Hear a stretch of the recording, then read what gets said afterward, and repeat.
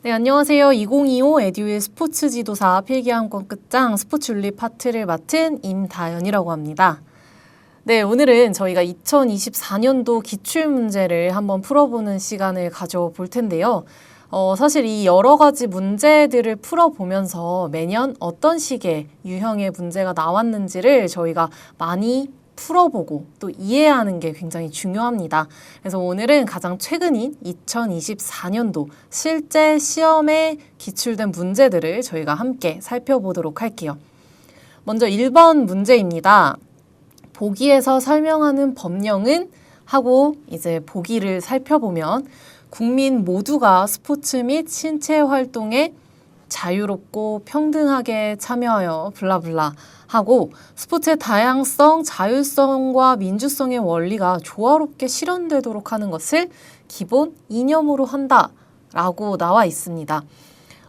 저희 이론에도 나와 있듯이 이 관련 법령은 바로 스포츠 기본법에 해당이 됩니다. 그래서 이 스포츠 기본법은 제2조 바로 기본 이념에 대한 설명으로 볼 수가 있습니다. 사실 국민체육진흥법과 이 스포츠 기본법을 가장 많이 다루고 있는데요. 그래서 이 두 가지 법령에 대해서는 여러분들이 조금 개념을 잡고 넘어가시면 응용된 문제도 수월하게 푸실 수 있을 거라고 생각이 듭니다. 다음은 2번입니다. 보기에서 스포츠에서 발생하는 폭력의 유형과 특징으로 옳은 것만을 모두 고른 것은 이라는 문제가 나왔는데요. 일단 모두 고른 것은 이라는 어떤 이 단어에 여러분들이 좀 초점을 두시고 하나씩 체크를 하면서 살펴보시면 좋을 것 같습니다. 자, 직접적 폭력은 가시적, 파괴적이다 라고 되어 있는데요. 직접적 폭력 같은 경우에는 개인이 물리적 또는 언어적으로 다른 개인에게 가하는 폭력으로 예를 들어 경기 중에 상대를 가격하거나 밀치는 행위 등을 뜻합니다. 그렇기 때문에 기억은 맞았다라고 볼 수가 있겠죠. 그래서 사실 이 문항을 살펴보시면 이 1번부터 4번까지 기억이 다 있어요. 그렇죠? 니은, 직접적 폭력은 상해를 입히려는 의도가 있는 행위이다. 사실 직접적으로 개인이 또 다른 개인에게 이제 가하는 어떤 폭력이기 때문에 의도가 있다라고 보여질 수 있습니다.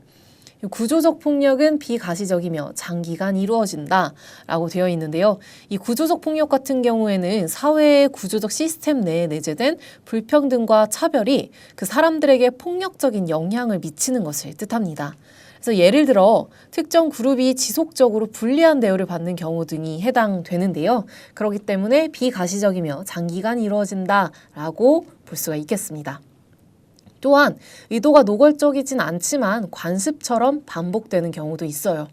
그리고 문화적 폭력 살펴보도록 하겠습니다. 이 문화적 폭력은 언어, 행동, 양식 등의 상징적 행위를 통해 가해진다라고 되어 있는데요.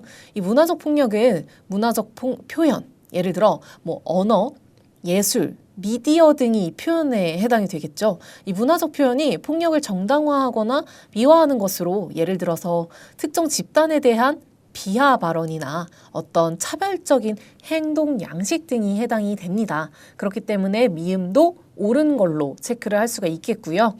그리고 마지막 비읍을 살펴보면 이 문화적 폭력은 위해를 옳은 것이라 정당화하여 문제가 되지 않게 만들기도 한다라고 되어져 있습니다. 이런 문화적 표현을 통한 폭력이 정당화되거나 미화하는 것이 문화적 폭력이기 때문에 이 또한 옳은 걸로 체크를 할 수가 있겠습니다. 그렇기 때문에 정답은 4번에 해당이 되겠습니다. 자, 다음은 3번 문제입니다. 이 스포츠에서 여성에 대한 차별이 발생하거나 심화되는 원인으로 볼 수 없는 것은? 이라는 문제인데요. 일단 하나씩 살펴볼게요. 이 생물학적 환원주의, 저희가 이론을 꼼꼼히 살펴봤으면 나오는 문제죠. 사회적으로 구성된 젠더 불평등 현상을 남자와 여자의 생물학적 요인으로만 설명하는 것을 뜻합니다. 그래서 여성의 신체 능력을 과소평가하거나 여성의 역할을 제한하려는 근거로 사용될 수 있습니다. 다음 남녀의 운동 능력 차이 살펴보면요.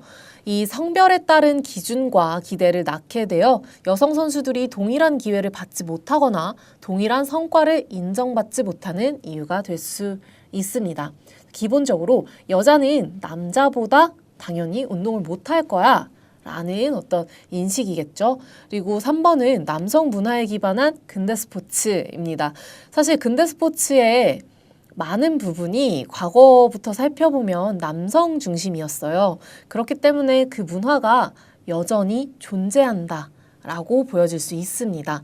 이로 인해 여성의 참여가 제한되거나 여성 스포츠가 남성 스포츠에 비해 덜 중요하거나 덜 재미있거나 덜 인기 있는 것으로 취급되는 등의 차별이 발생할 수 있습니다. 마지막 여성 참정권은요. 이 여성 참정권이라는 것은 여성이 국정에 직접 간접으로 참여하는 권리를 뜻합니다. 스포츠와 직접적인 연관은 없고요. 또한 이 스포츠에서 차별이 발생하거나 심화되는 원인으로 보기는 어렵습니다. 오히려 반대에 해당하겠죠. 그렇기 때문에 1번, 2번, 3번은 전부 다 맞고 이 심화되는 원인으로 볼 수 없는 것은 이기 때문에 정답은 4번이 되겠습니다. 다음은 4번 문제입니다. 이 보기에서 가의 문제를 해결하기 위해 생명 중심주의 입장에서 나를 제시한 학자는 이라는 문제인데요. 사실 저희 그 철학자들이 많이 등장하는 파트가 있습니다. 바로 동물윤리, 환경윤리 파트인데 저희가 철학자들은 조금 외우고 넘어갈 필요가 있겠습니다. 일단 이 베르크 같은 경우에는요, 저희가 인간의 주체성과 환경 자체를 연결하는 존재론적 혁명은 모든 사람의 가장 기본인 인간의 안전 지속 가능성의 조건임을 주장하는 학자를 뜻합니다. 그리고 콜버그라고 한다면 사실 이 스포츠 윤리 파트에서는 굉장히 유명한 학자예요. 왜냐하면 이 스포츠에서 발생하는 어떤 도덕적 딜레마에 대한 토론을 통해서 도덕적 갈등 상황을 이해하고 자율적으로 대처할 수 있도록 가르치는 학자인데 인간의 도덕성에 대해서 지속적으로 연구를 하는 학자였습니다. 그리고 다음으로 패스모어 같은 경우에는 인간을 위해 다른 생명체를 보호해야 하며 기존의 도덕 원리만으로도 생태계를 해결할 수 있다라고 주장한 학자입니다. 그리고 이 테일러 같은 경우에는요, 인간과 동물, 즉 지구에 존재하는 모든 생명체는 평등한 관계라고 주장을 했고 자연중심주의를 깨닫기 위한 인간의 의무를 제시한 학자입니다. 그렇기 때문에 이 가의 문제 그리고 이 생명중심주의 입장에서 나를 제시한 학자는 정답은 1번 테일러라고 체크를 할 수 있겠습니다. 그래서 각 학자에 대한 어떤 기본적인 사상 정도는 여러분들이 꼭 기억을 하시면 좋겠습니다. 다음은 5번 문제입니다.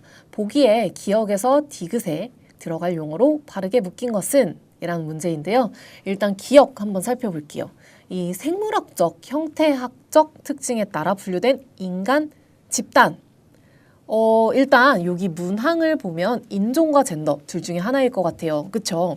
근데 젠더는 아니고 그쵸? 생물학적 또 형태학적이기 때문에 인종에 해당된다라고 볼 수가 있겠습니다.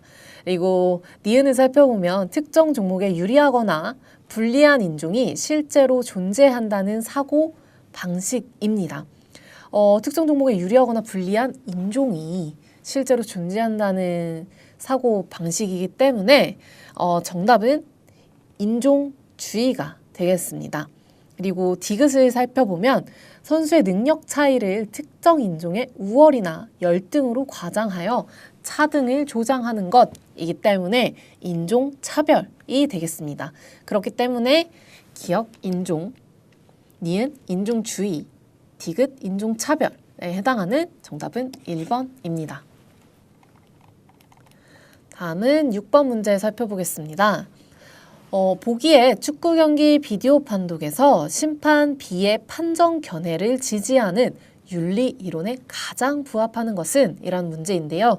그러면 이 심판 B의 판정 견해 한번 살펴볼게요. 먼저 심판 A입니다. 상대 선수가 부상을 입었지만 퇴장은 가혹하다 라는 입장, 그리고 심판 B는 그 선수가 충돌을 피할 수 있는 시간은 충분했다. 그러나 그는 피하려 하지 않았다. 따라서 퇴장의 처벌은 당연하다 라고 되어 있는데요. 이 심판 B 같은 경우에는 사실 의무를 굉장히 따르는 것을 볼 수가 있습니다. 그렇기 때문에 이 심판 B의 판정 견해를 지지하기 위해서는 이 의무론을 주장을 해야겠죠. 그렇기 때문에 우리가 의무론을 다른 말로 하면 의무주의가 됩니다. 이 의무론, 즉 의무주의는 행위의 결과와는 상관없이 도덕행위의 본래적인 가치인 규범에 복종해야 할 의무를 주장하는 도덕 이론입니다. 그렇기 때문에 원칙에 따라 퇴장의 처벌을 내리는 것은 의무주의에 해당이 됩니다. 그래서 정답은 2번이 되겠습니다. 다음은 7번 문제입니다. 보기에 담긴 윤리적 규범과 관련이 없는 것은, 자, 먼저 보기 살펴볼게요. 나는 운동선수로서 경기의 규칙을 숙지하고 준수하여 공정하게 시합을 한다 라고 되어 있습니다. 자, 그렇다면 이게 어떤 걸까요? 먼저 공정하게 시합이기 때문에 페어플레이는 맞는 것 같아요. 그쵸? 그리고 이 스포츠 딜레마, 이거는 조금 넘어가 보도록 할게요. 그 스포츠 에토스. 자, 저희가 아리스토텔레스의 저서 수사학에 나온 에토스, 로고스, 파토스에 대해서 이론에 상세히 나와 있죠. 그렇기 때문에 이 스포츠 에토스는 저희가 윤리성을 의미를 합니다. 그렇기 때문에 맞고요. 그리고 스포츠 퍼슨십. 요즘에는 이 스포츠 맨십보다는 스포츠 퍼슨십이라는 용어를 많이 쓰고 있는데요. 이 스포츠 맨십과 동일한 의미로 사용이 되고 있습니다. 그렇기 때문에 맞다고 할 수가 있겠죠. 자, 이 스포츠 딜레마 같은 경우에는 사실 두 가지 어떤 상황을 직면했을 때 이 두 가지 중에 하나를 골라야 하는 상황을 나타내는 용어입니다. 그렇기 때문에 해당이 되지 않죠. 정답은 2번이 되겠습니다. 다음은 8번 문제입니다. 보기의 사례로 나타나는 품성으로 스포츠인에게 권장하지 않는 것은, 자, 보기 한번 살펴볼게요. 경기 규칙의 위반은 옳지 않음을 알면서도 불공정한 파울을 행하기도 한다. 도핑이 그릇된 일이라는 점을 알고 있지만 기록갱신과 승리를 위해 도핑을 강행한다. 이 문항들을 보면요. 사실 어떤 승리지상주의라던가 내가 이기기 위해선 수단과 방법을 가리지 않는 어떤 그런 느낌이 담겨 있죠. 자, 그러면 이 문항들 하나 살펴볼게요. 자, 먼저 테크네는 고대 철학의 용어를 뜻합니다. 그래서 기술, 능숙함 혹은 예술을 의미합니다. 그리고 이 에피스테메는 필연적이고 영원한 것을 대상으로 하는 인식 능력을 뜻합니다. 그리고 프로네시스는 아리스토텔레스의 니코마코스 윤리학에서 등장하는 실천적인 지혜를 뜻합니다. 사실 이 품성으로 스포츠인에게 권장하는 것들을 제가 지금 말씀드렸어요. 그런데 이 아크라시아 같은 경우에는 자제력이 부족하거나 자신의 더 나은 판단에 반하는 행동을 의미하는데요. 그렇기 때문에 스포츠인에게 권장하지 않겠죠. 그래서 정답은 2번에 해당이 되겠습니다. 다음은 9번 문제입니다. 보기의 내용과 가장 밀접한 것은, 보기 한번 살펴볼게요. 정정당당하게 경기에 임하라. 어떤 경우에도 최선을 다해라.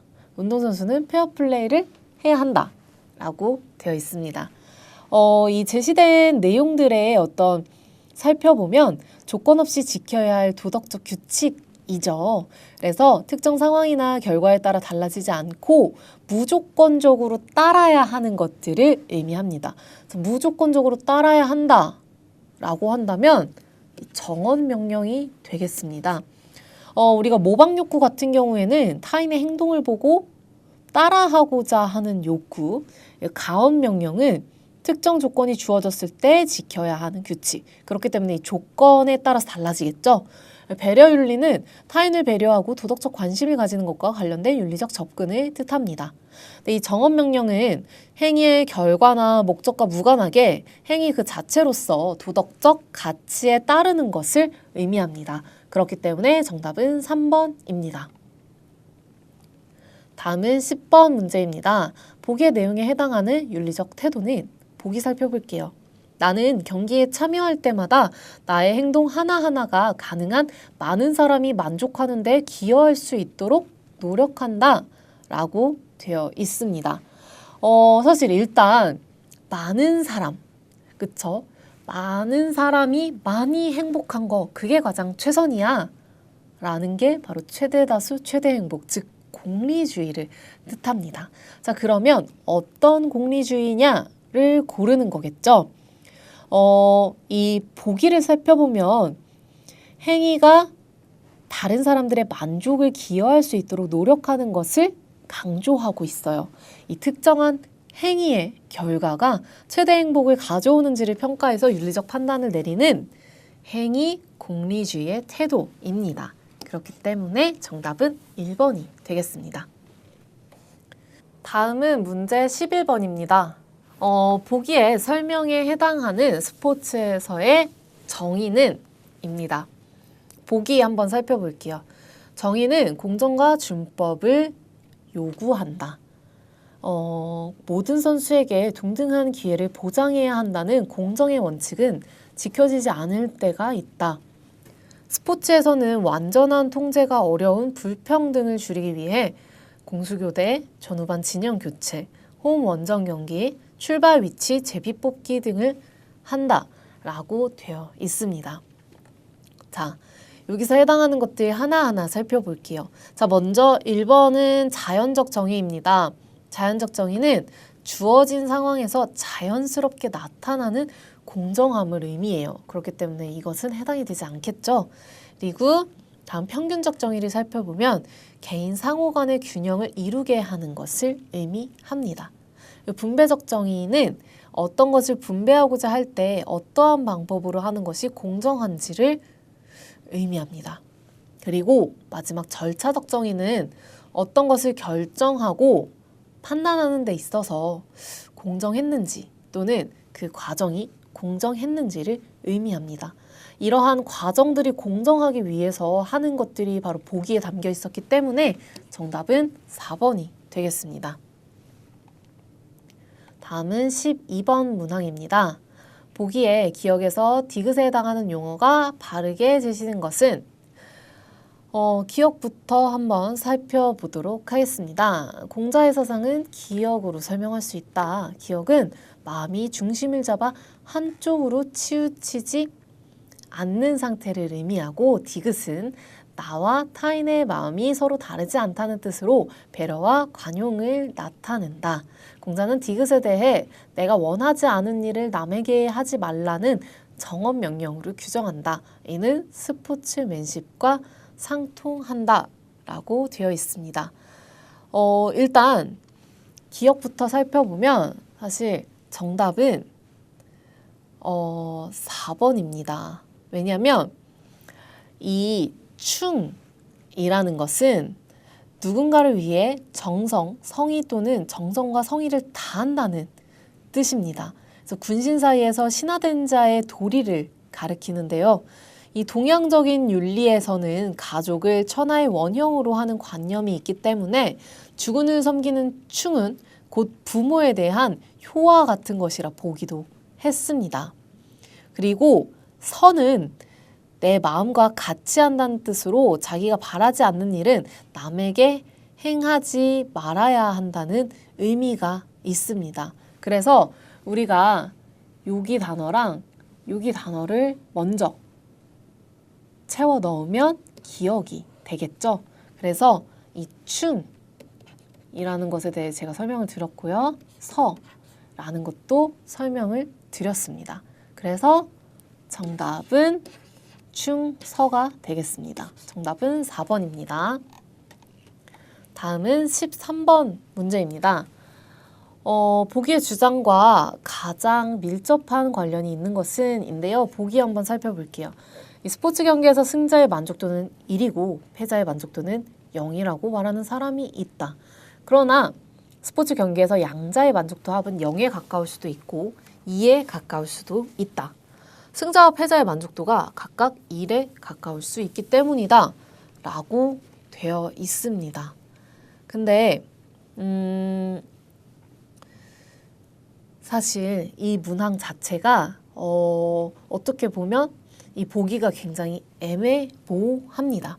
왜냐하면 여러 철학적 개념과 연관이 될 수 있어요. 그렇기 때문에 이 문제는 결과적으로 1, 2, 3, 4번이 모두 정답 처리가 된 문제였습니다.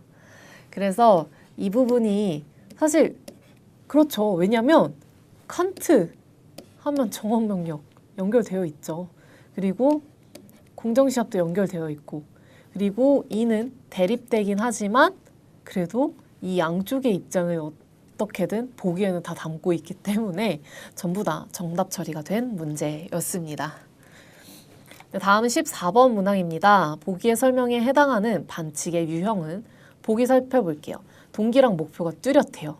그리고 스포츠의 본질적인 성격을 부정하는 의미로 해석할 수도 있습니다. 그리고 실격, 몰수패, 출전정지, 영구제명 등의 처벌이 따르게 됩니다. 그래서 일단 구성 반칙과 규제 반칙, 여러분들 그 개념은 명확히 짚고 넘어가셔야 합니다. 이 구성적 규칙이라는 것은 스포츠 경기를 진행하는 방법을 뜻합니다. 스포츠를 수행하는 목적, 수단, 공간, 시간, 용품 등을 정하는 거고, 이 규제적 규칙은 각 종목의 특성에 따라 적용되는 규칙에 의해 수행되는 개인의 행동 규제입니다. 그래서 구성적 규칙이 없다면 스포츠 자체는 이루어지지 않아요. 근데 규제적 규칙은 없어도 일단 경기는 성립이 됩니다. 그래서 이런 것들을 여러분들이 조금 기억을 해주시고, 자 그러면 여기서 해당하는 건 일단 동기랑 목표가 뚜렷해요. 그럼 일단 의도적이겠죠. 그래서 의도적인 반칙은 스포츠 경기 상황에서 의도적 계획을 갖고 규칙을 위반한 행위입니다. 그래서 여기서 해당하는 내용은 바로 의도적 구성 반칙에 해당이 됩니다. 그래서 굉장히 큰 어떤 실격이기 때문에 어떤 실격이나 몰수패, 출전정지 등의 처벌이 따른다라고 할 수가 있겠어. 다음은 15번 문제입니다. 보기의 대화에서 윤성의 윤리적 관점은 이란 문제인데요. 이 윤성이 과연 어떤 윤리적 관점을 가지고 있는지부터 살펴볼게요. 진서가 이렇게 얘기를 합니다. 나 어젯밤에 투 중계방송 봤는데 스페인에서 엄청 인기더라고. 근데 동물을 인간 오락의 대상으로 삼는 것은 윤리적으로 허용될 수 없는 거 아니야? 라고 이야기를 합니다. 윤성이는 이렇게 얘기를 해요. 난 다르게 생각해. 스포츠 활동은 인간의 이상을 추구하기 위한 것이고 그 이상의 실현을 위해 동물은 수단으로 활용될 수 있는 거 아닌가?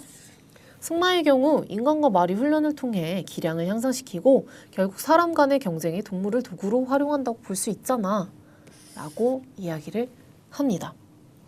자, 이 윤성은 종차별주의 관점을 가지고 있습니다. 이 종차별주의라는 것은 자신이 속한 종은 옹호하고 다른 종은 배척하는 거예요. 그렇기 때문에 우리가 속한 종이 인간이죠. 인간에게만 본질적인 가치를 부여하고 인간 외에는 도구적인 가치를 부여하는 것을 뜻합니다.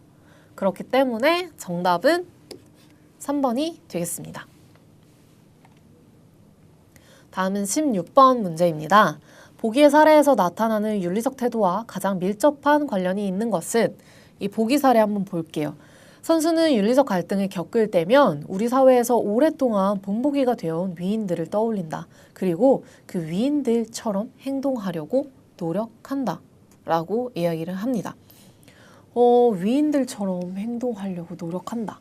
우리가 하면 일단 어떻게 행동해야 합니까? 라는 질문에 의무로는 도덕규칙을 지켜. 그리고 결과로는 최선의 결과를, 그리고 많은 사람이 많이 행복한 걸 선택해. 라고 이야기를 하죠. 그런데 덕로는 유덕한 사람이 할 법한 행동을 해 라고 이야기를 합니다. 자, 여기 보기도 위인들처럼 행동하려고 노력을 한대요. 그렇기 때문에 덕론에 해당이 됩니다. 자, 그러면 덕론 하면 대표적인 철학자는 바로 맥킨타이어가 되겠습니다. 그래서 의무주의, 쾌락주의, 메타윤리는 해당이 되지 않습니다. 다음은 17번 문제입니다. 스포츠 윤리의 특징으로 적절하지 않은 것은 자, 스포츠 경쟁의 윤리적 기준이다. 올바른 스포츠 경기의 방향이 된다. 보편적 윤리로는 다를 수 없는 독자성이 있다. 스포츠인의 행위, 실천의 기준이다. 일단 사실 저희가 읽어만 봐도 이건 답을 찾기가 굉장히 쉬운 문제예요. 근데 일단 1번 당연하죠. 윤리적 기준이 됩니다. 그리고 올바른 방향을 이끌어 주고요. 행위 실천의 기준이 됩니다. 근데 이 보편적 윤리로는 다를 수 없는 독자성이 있다? 근데 사실 독자성이 있긴 있어요. 근데 보편적 윤리로 다룰 수 있습니다. 일반적인 윤리 기준을 적용하면서 동시에 이 스포츠의 특수성을 고려하여 발전한 윤리 체계이기 때문에 보편적 윤리 원칙을 우선 기반으로 합니다. 그렇기 때문에 정답은 3번이 되겠습니다. 다음은 18번 문제입니다. 보기에서 학생 운동선수의 학습권 보호와 관련된 것으로 옳은 것만 모두 고른 것은? 자, 우리 학생 선수의 학습권 문제는 이 스포츠와 인권 파트에서 심도 있게 다룬 내용입니다. 한번 살펴볼게요. 일단 최저학력 제도, 학생 선수의 학습권을 보장하면서 운동과 공부를 병행할 수 있게 하기 위한 제도예요. 그쵸? 그렇기 때문에 일정 점수 이상의 점수를 받아야만 너 시합에 나갈 수 있어 라는 제도입니다. 그렇기 때문에 기억은 맞죠. 그리고 주말리그 제도, 일단 이것도 마찬가지예요. 학생 선수들 평일에 경기를 계속하면 학교도 빠질 수밖에 없으니 주말에 가까운 지역의 학교에서 리그 경기를 해라 라는 어떤 제도입니다. 그리고 학사관리 지원 제도 역시 체육 특기자들의 학사관리를 목적으로 하는 제도입니다. 그런데 이 리그 승강 제도 같은 경우에는 사실 대회 운영 제도인데 학습권 보호와는 전혀 관련이 없어요. 그렇기 때문에 정답은 3번이 되겠습니다. 다음은 19번 문제입니다. 이 보기의 주장에 나타난 윤리적 관점은 인데요. 이 보기 살펴볼게요. 스포츠 행위의 도덕적 가치는 사회에 따라 또는 사람에 따라 다를 수 있다. 물론 도덕적 준거가 없는 것은 아니다. 라고 이야기를 합니다. 일단 윤리적 절대주의 한번 살펴볼게요. 이 절대주의라고 하면 사실 절대적인 가치다. 예를 들어 뭐 정의, 뭐 공정, 용기 뭐 이런 가치들이 절대적이야 라고 주장을 하는 관점이에요. 그러면 여기 사회에 따라 또는 사람에 따라 다를 수 있다라고 했기 때문에 보기랑은 상관이 없겠죠. 그리고 2번 윤리적 회의주의. 이 도덕적 진리에 대해 회의적이며 도덕적 지식이 확실하지 않다라고 보는 관점입니다. 그래서 보기와는 상관이 없고요. 자, 윤리적 객관주의. 이 도덕 원리는 보편적이고 객관적 타당성을 지니며 도덕적 규범은 예외를 허용할 수 없다라는 관점인데 여기서 다를 수 있다는 걸 일단은 인정을 했어요. 물론 증거가 있지만 그래도 다를 수 있어 라는 거기 때문에 객관주의도 정답이 아닙니다. 이 상대주의 한번 볼게요. 이 상대주의는 개인이나 사회에 따라 옳고 그름에 대한 기준이 다르기 때문에 윤리적 가치는 시대와 장소에 따라 상대적이라고 보는 관점입니다. 그렇기 때문에 정답은 3번이 되겠습니다. 마지막 20번 문제입니다. 보기의 대화에서 논란이 되고 있는 도핑의 종류를 물었어요. 한번 볼게요. 지원이가 얘기를 해요. 스포츠 뉴스 봤어? 케냐의 마라톤 선수 킵초게가 1시간 59분 40초의 기록을 세웠대. 우와, 2시간의 벽이 드디어 깨졌네요. 인간의 한계는 끝이 없나요? 그런데 이번 기록은 특수 제작된 신발을 신고 달렸으니 킵초게 선수의 능력만으로 달성했다고 볼 수 없는 거 아니야? 스포츠의 과학기술의 도입은 필요하지만 이러다가 스포츠에서 탁월성의 근거가 인간에서 기술로 넘어가는 거 아니야? 맞아. 수영의 전신 수영복, 야구의 압축 배트가 금지된 사례도 있잖아. 라고 이야기를 합니다. 이러한 문제는 문학만 잘 읽으면 저희가 풀 수 있어요. 인간에서 기술로 넘어가는 거 아니야? 했기 때문에 일단 정답은 기술 도핑입니다. 신체의 탁월성보다 장비에 의존한 경기가 될 가능성이 있는 것으로 기술 도핑에 해당이 되고요.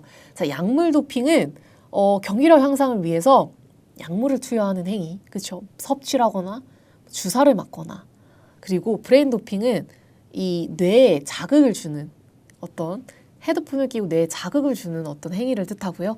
이 유전자 도핑은 이 유전자를 조작해서 이 운동 능력 향상에 기여하는 행위이기 때문에 여기서 뜻하는 것은 기술 도핑에 해당이 됩니다. 네, 이렇게 해서 저희가 2024년도 기출문제 20문항을 모두 함께 풀어봤는데요. 이렇게 함께 푸니까 굉장히 쉽죠. 네, 저희가 문제도 여러 번 풀어보고 또 이론도 다시 한번 살펴보고 하면 응용 문제가 나오더라도 여러분들이 쉽게 푸실 수 있을 것 같습니다.